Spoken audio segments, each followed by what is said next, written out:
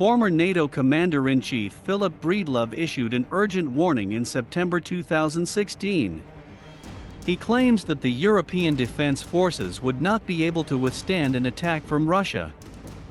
His statement worries given Russia's military buildup. Over the past decade, 2010 President Putin is launching a massive $700 billion defense program could prepare the country for war at a time when relations with Europe are cooling. Top secret today: will Russia attack Europe? Russia's history is marked by colonialism. From 1922 to 1991, the country united an area of 22 million square kilometers under the Soviet flag. Today there are 15 independent states and several culturally separate regions that Russia keeps under control. One of these is Chechnya, which Russia keeps in its grip despite proclaiming independence in 1991. In 2014, Russia annexed Crimea from Ukraine, following a controversial referendum. Many speak of electoral fraud. Kurt Volker, ex-US representative at NATO with Russia, put out feelers in this case. He claims the international community's failure to actively respond may even embolden Russia to launch a far larger attack. Others see Russia's behavior in the Syrian conflict as a political stance in preparation for war. Russia continues to support the Syrian regime despite its numerous human rights violations and opposition to the United Nations. Furthermore, there is an allegation in September 2016 that Russia organized the air attack on an aid convoy in Syria.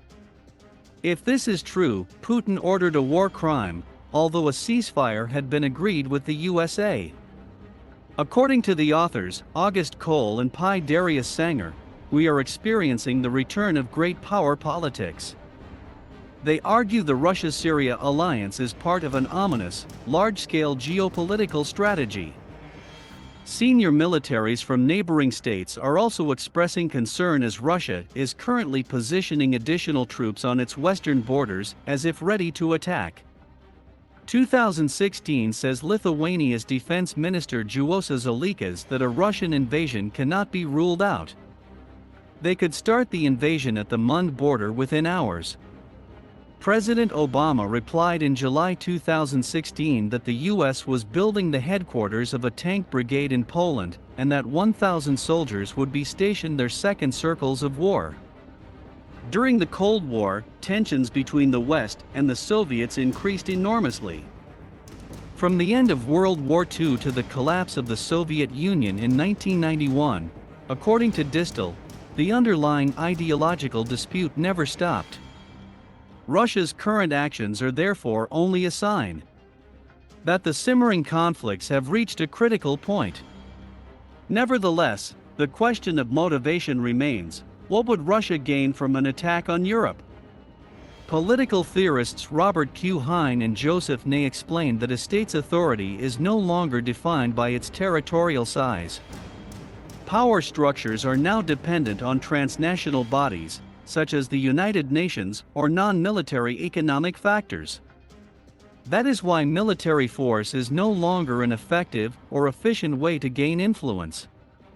Putin's comments to the international press echo this point. In 2016, he made the statement that Russia would only attack NATO in a madman's dreams. No, because Russia is capable of attacking Europe, it won't. The memories of a World War II that cost Russia more than $2 million and cost $2 trillion, if you include the space, makes the idea that Russia is actually seeking armed conflict seem preposterous. Of course, Russia could attack Europe. Current military activity shows an aggression that should not be underestimated.